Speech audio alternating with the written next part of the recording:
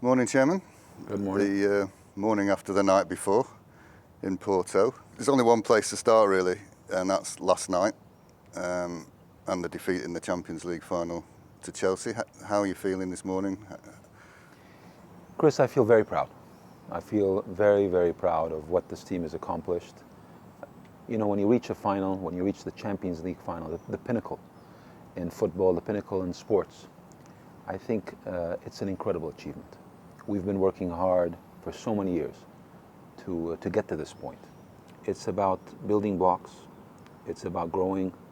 It's about achieving our targets. And to achieve targets, you're going to miss targets. It's part of life. It's part of football. Last night was about getting to that very important milestone that we've worked so hard to get to. You win, you lose in a final. That's football. It's that simple. And it's a 50-50.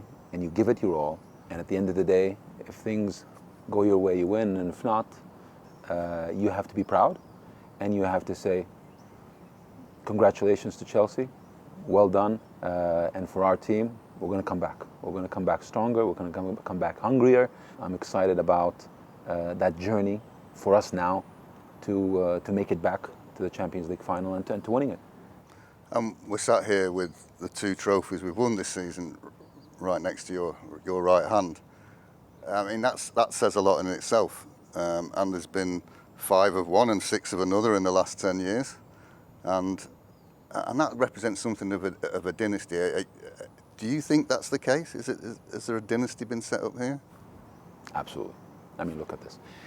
You know, to be sitting here and you asking me, how do I feel about a season when I have behind me the Premier League title, the Carabao Cup, and having just lost the Champions League final. This is the sort of season we had.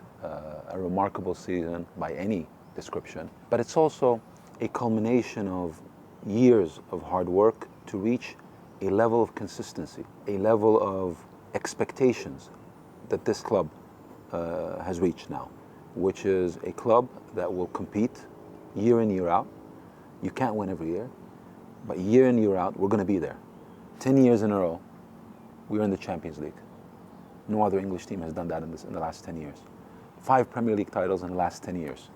More domestic trophies in that same period than any other English team. 3 out of the last 4 Premier League titles. This is the sort of consistency that we've built as an organization. And if you look at the Champions League, it's about constantly going to the later stages and pushing. And as I think all the fans know, we've had challenges.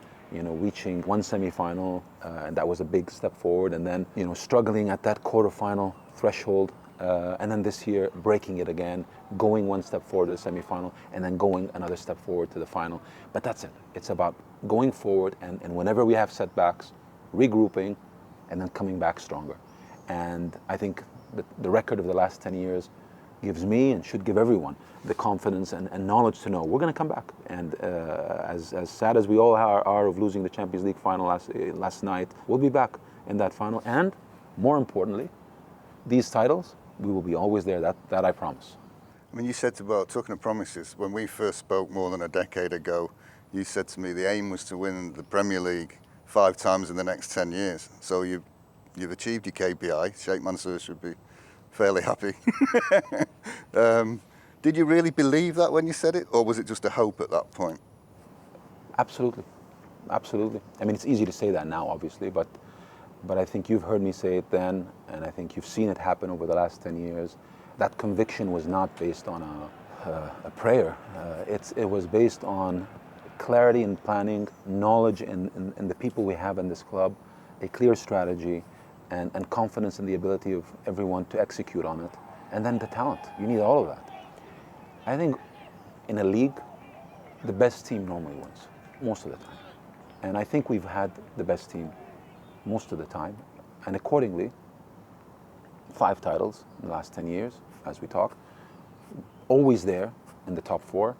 I think our team performed to what it was built for, and the entire organization performed to what we planned and what we wanted to achieve.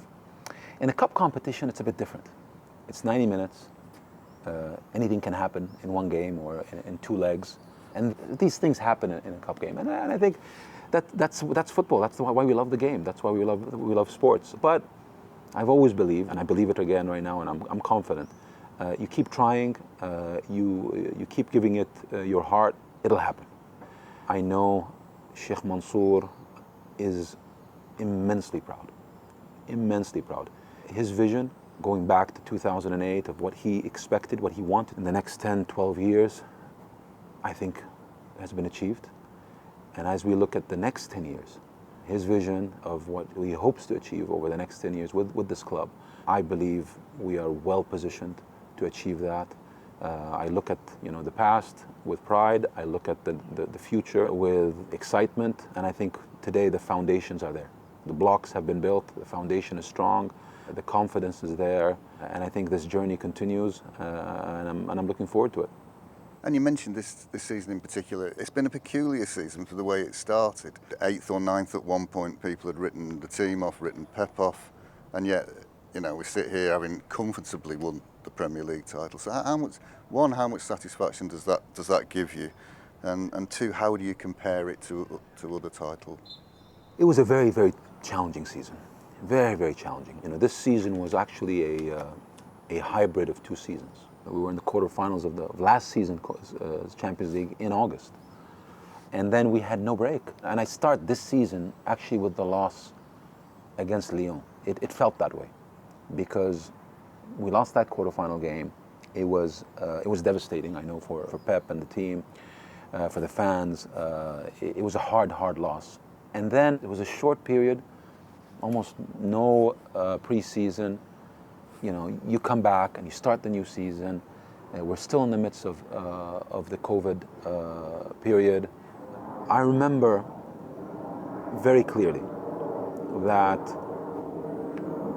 we left the Lyon loss with a big missing feeling.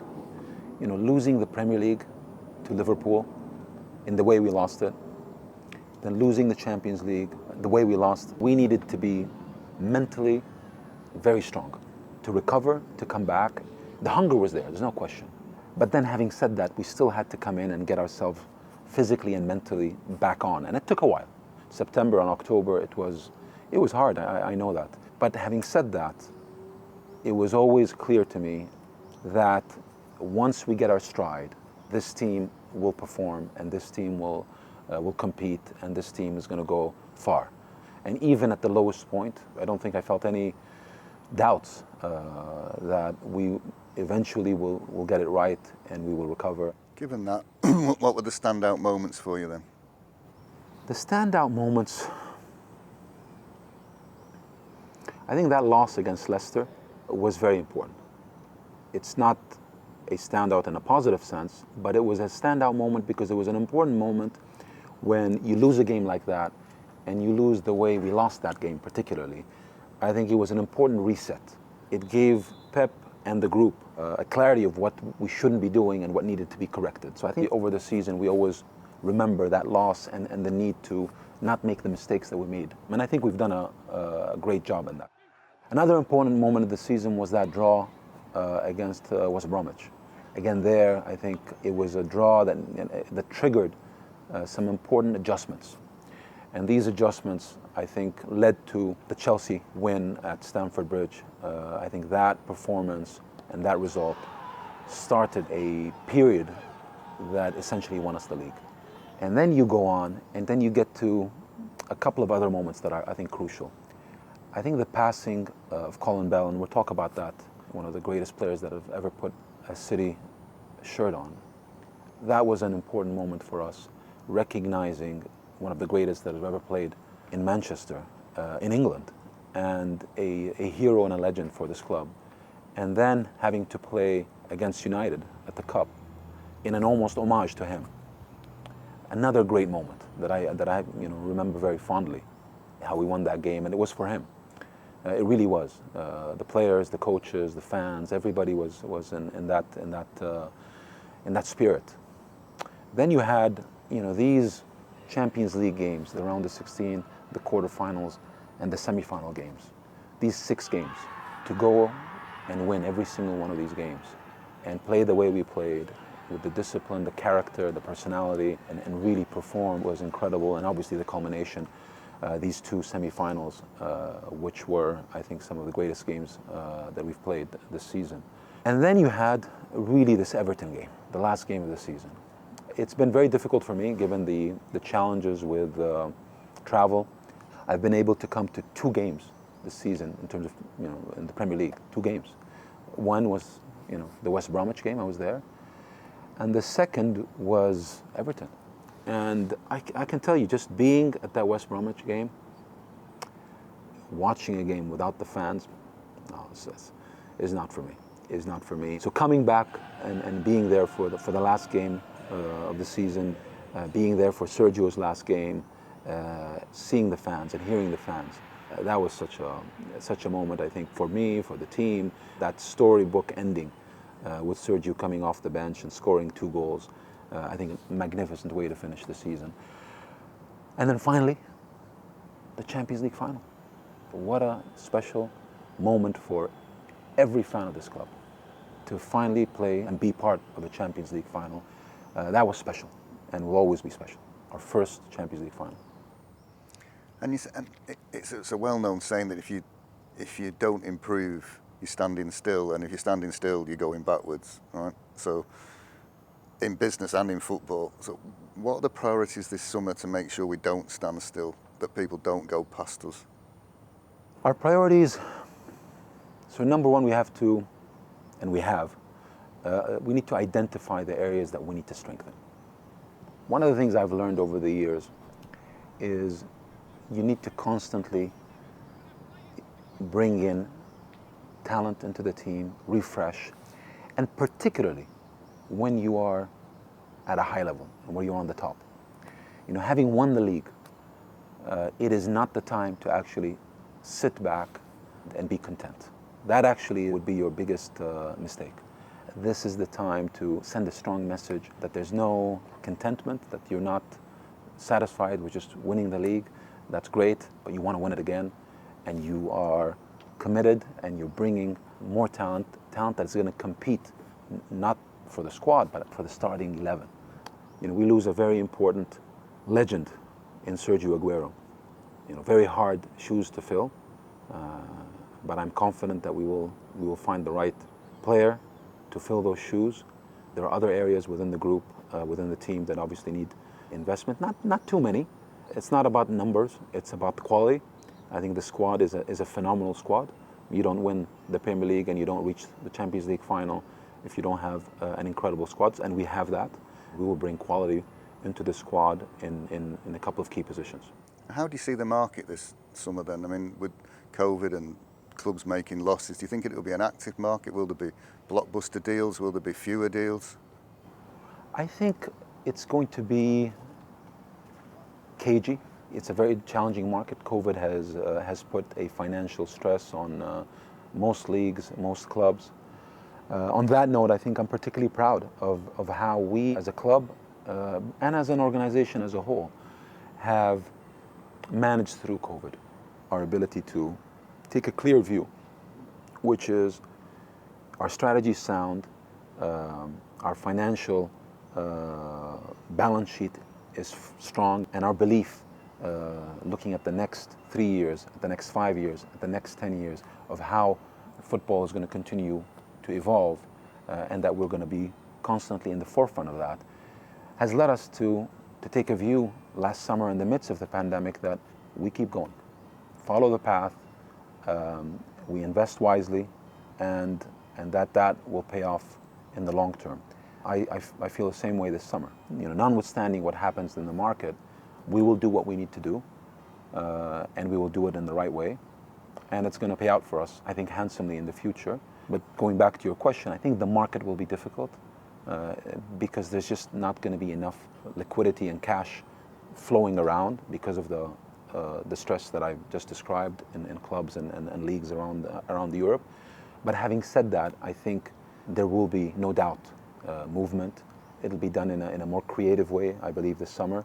When you look at, in the top 3 leagues or 4 leagues in Europe, and you look at the top 2 teams in each one of these leagues, there's needs, and I think there'll be some movement there. And of course, whoever comes in and whoever's in that squad, they're going to be managed by Pep. If we can just talk about Pep for a moment. When we were 8th or 9th in the league and people were not writing him off, but wondering whether he'd lost his magic or lost that specialness or lost his desire, how confident were you that he could reinvent that team in the way he did and win what he has? Chris, honestly, I never had a doubt. And it's easy to say that again in hindsight, but Pep's record speaks for itself. Each club he's coached. But leave that aside. His record with us, here, at this club, and seeing his work ethic, seeing his passion, seeing his commitment, you cannot be but confident if you're sitting in my place. Another important thing I want to note with Pep, the humanity that comes with it. He is a very special human being. And, I knew he was in a tough spot. I knew he was in a low point, probably back in November before he signed his contract.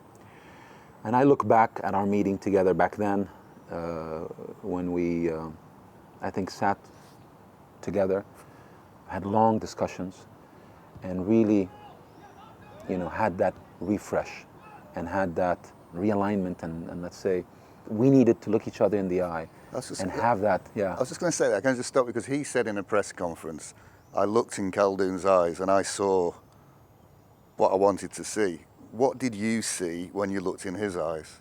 I saw a man that was so disappointed in his mind for not delivering what he felt he needed to deliver for this club. A man that had so much hunger, so much desire, but just wanted to deliver and felt that he let us down. And he didn't. And I think this is where I think I needed to be clear with him. You have seasons in which you don't achieve what you want to achieve. But you need to keep going and you need to have that trust and that confidence. We were back then, I think, 8th or 9th place in the league. But I think both of us knew this team can win the league. COVID didn't help. I mean, normally that physical contact is so important. And not having that physical contact in the midst of these challenging times, I think affected everyone. Affected him, affected me. So, just sitting together, making sure that we are both aligned, making sure that he sees what I felt and the direction we wanted to go unchanged, and vice versa. I think at the end of it, it was really not that hard. I think we left that meeting at the end with a clear agreement that we're going to go on another run. And I remember feeling it leaving that something special is going to happen after this. And I think he felt the same way. After we agreed and, the contract was just now just the technicalities and just finishing the legalities of it, I told Sheikh Mansour, I think we're going to win this league this year. And I think we're going to go far in the Champions League. I don't know if we'll win it, but I think we'll go far. And he looked at me and he said, you got that from that meeting? 2-3 days you spent with Pep? And I said, yes. Which leads me nicely onto the first of the fan questions, which is, there's no doubt that Pep is the best manager in the world. What are the club doing to further extend his contract?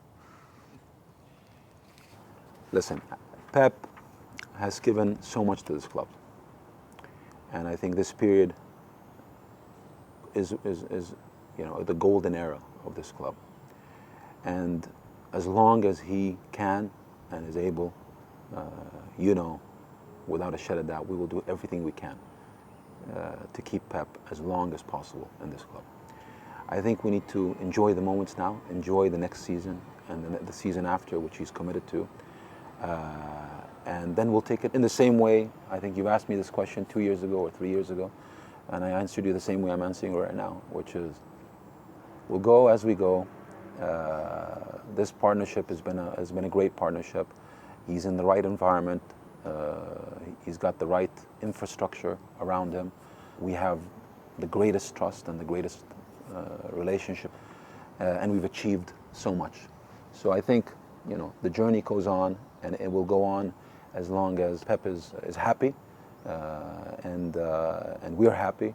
So to the Man City fans, I tell you, just be positive, be confident, enjoy these moments, look forward to the next season, and we'll take it one season at a time.